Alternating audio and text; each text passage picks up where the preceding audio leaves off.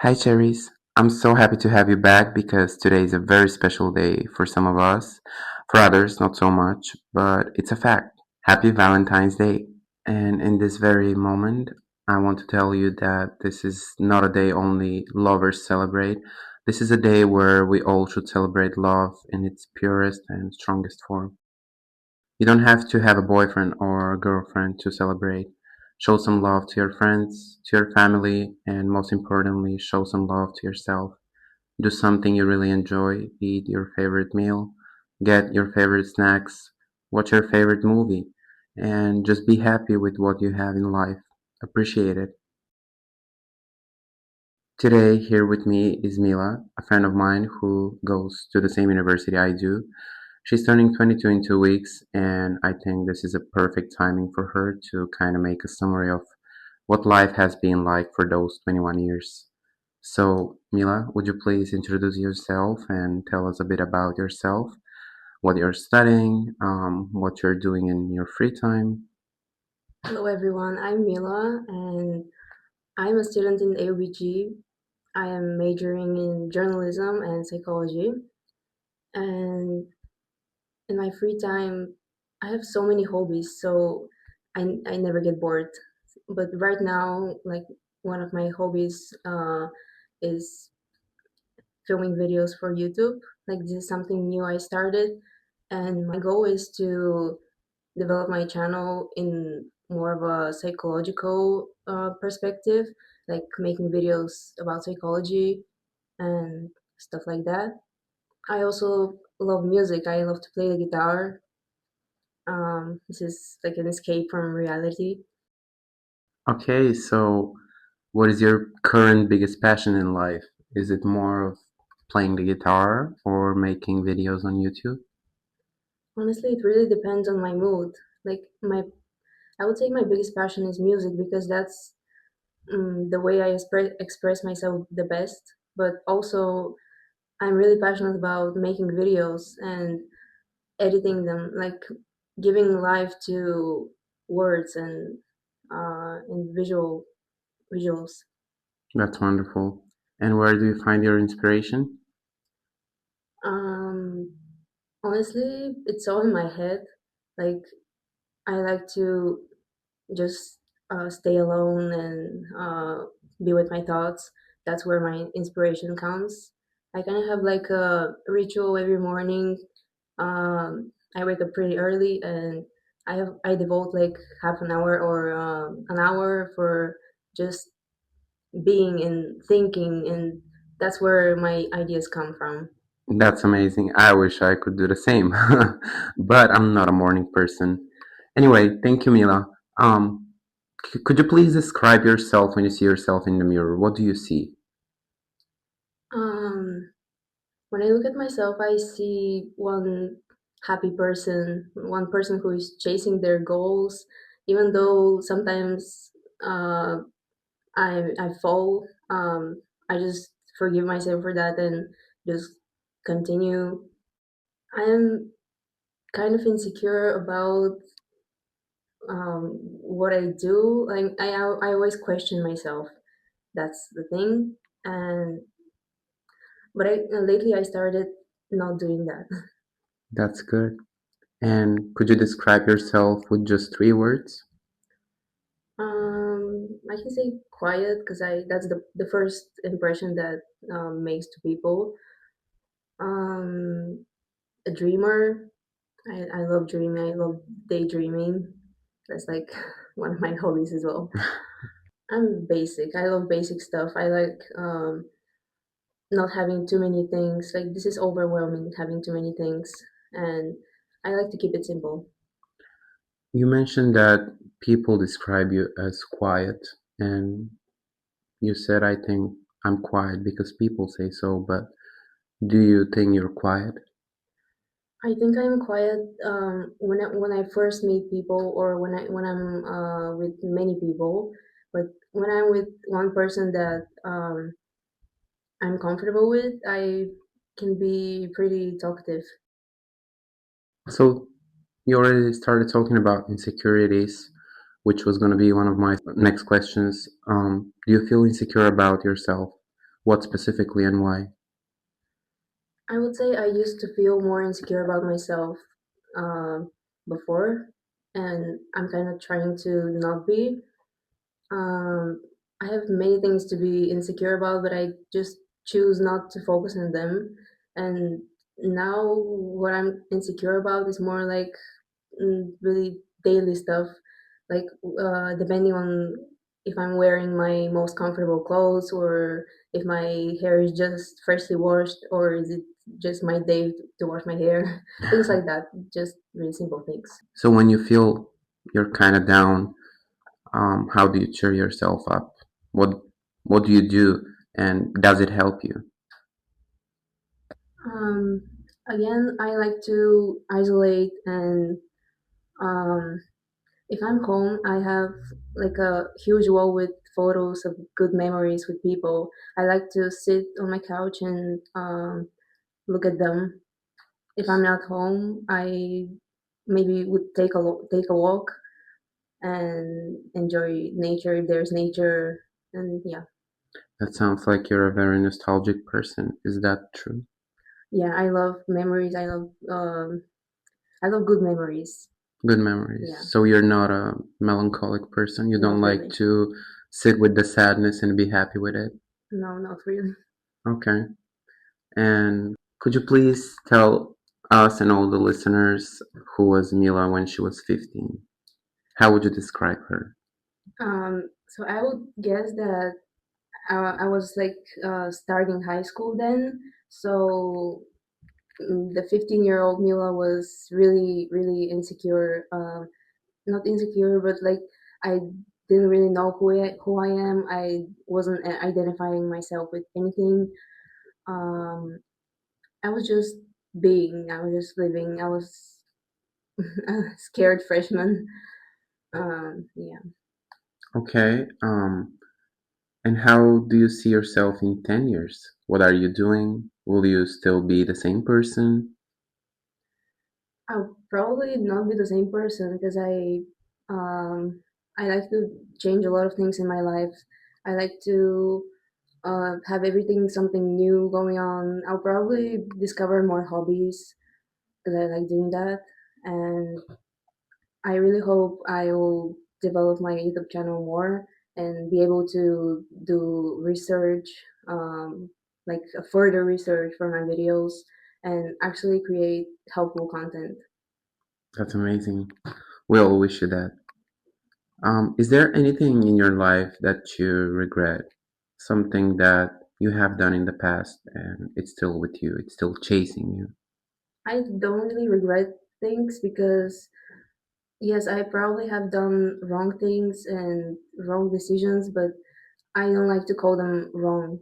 It's just probably a slower way to get to the place I am right now. And would you change anything about yourself if you could? Not really. I don't know. Probably I would say I want like to have a better skin, like never get pimples, but that's kind of unrealistic because um, especially because I'm a woman and the hormones, stuff like that.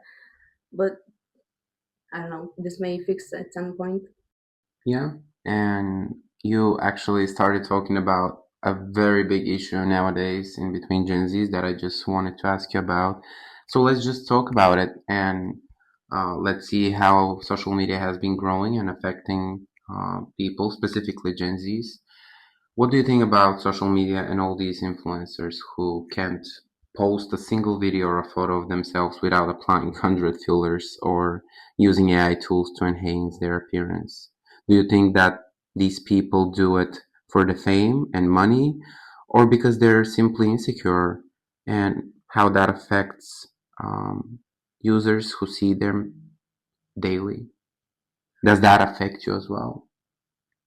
So I can say that all of this is going in a really wrong direction. Like I see more and more younger children who are trying to fix their insecurities when while they're still children and just trying to, for example, make their lips bigger while they're still cute. I mean, they shouldn't be. they shouldn't look older than they are. It's their childhood. And also for young adults, they see all those women um, who wear those filters and their skin is perfect. And I could say that I can say that it bothers me just because I don't know what is real anymore, especially with AI. Like those fake photo shoots who people make. Sometimes they're so realistic, and I don't even know if what I see is true, and I have to question whether this is true. Absolutely, I agree with you. And I mean, you yourself mentioned about being insecure of your pimples in your skin, which is something very normal in my opinion nowadays. Um, we just make it not being normal by, following all those perfectly looking, manicured faces and bodies on TikTok or Instagram. And we tend to believe that this is real and we want ourselves to look that way. So we try our best to look that way. And when we can't achieve something that it's unachievable and unrealistic, then we question our worthy. And I think that's a huge problem. So that comes to my next question. What is beauty for you? How would you describe beauty? Beauty can be external, like it can be there are some people who are really beautiful, like they have the genes of models, let's say. But beauty is meaningful when it comes from inside, when you connected with a personality. A lot of times there are people who are not that pretty, but you just consider them as the most prettiest, the most handsome because of what they are, who they are inside. Yeah. For example, do you think that freckles are something to be insecure about? Because I was reading a research the other day that 60 to 70% of people who have freckles are actually insecure of them. Yeah, I've heard that too, but I'm just so surprised by that because I find freckles so cute. I literally always wanted to have freckles. Absolutely. And I mean, there are even filters that put on uh, freckles on your face, and people use them. So I think this is something really beautiful that you should be proud of and wear every day, literally wear every day. Absolutely. Okay, so do you think that insecurities are driven mainly from social approval and norms, or do you think that people don't feel loved enough? Um, it probably has a lot to do with what we see on the internet. Like we imagine uh, having having a partner who is like a model or something, and we just don't see the beauty in people who are, as I said, beautiful from inside.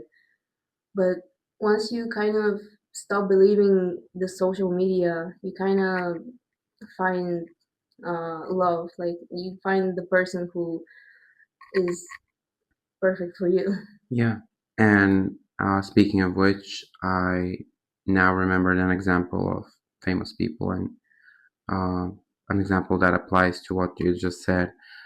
So Selena Gomez is a very beautiful, attractive, and famous person, and her boyfriend apparently is considered very ugly from all of her followers and people in general. But the thing is, these people don't know her boyfriend. They've never had the chance to talk to him and understand him and see through his soul. So I think that's one of the problems that people mainly feel insecure about and judge others for it. Yeah, they compare to the social media whatever they see. Yeah. And speaking of love, how about you?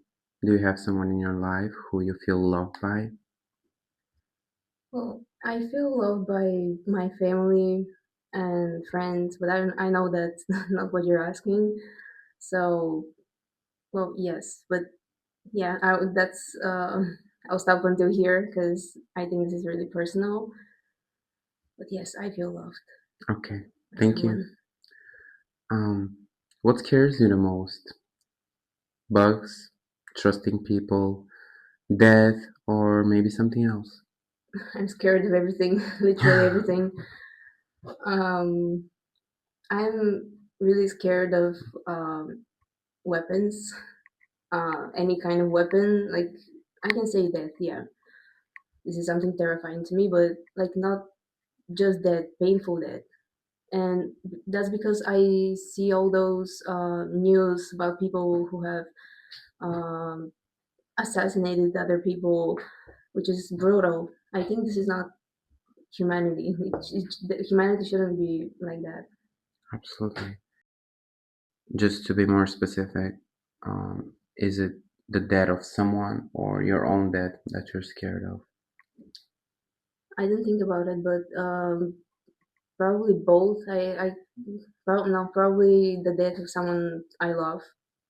That would be like something really, really terrible because I will be still there and remember that person, but they won't be with me. Yeah, well, if you die, you pretty much stop feeling and existing, and there's no more pain, as many philosophers claim.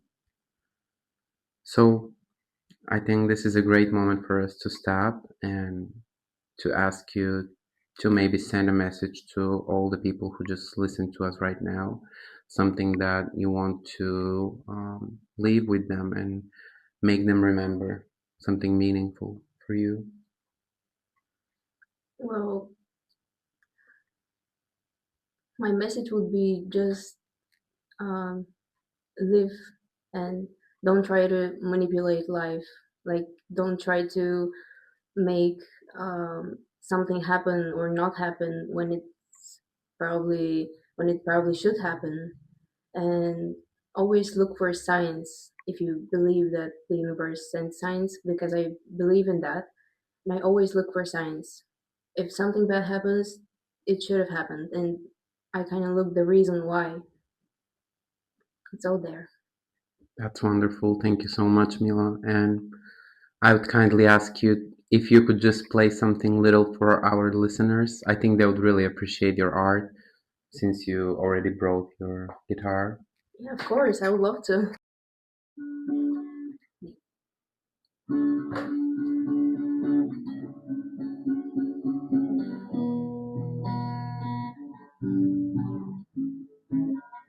Did you stand there all alone?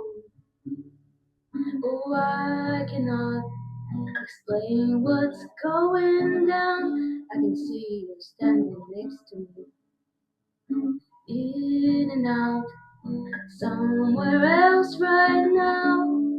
You sigh, look away.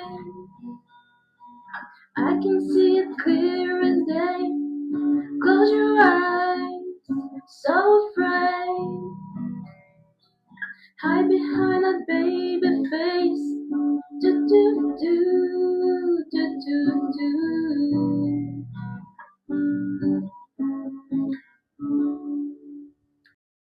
Thank you so much for this, Mila. I think this was wonderful. And I'm sure that our listeners would really appreciate it as well. Well, I think this was a great ending of this episode. So thank you for being here, Cherries, and I will see you next week. Love you.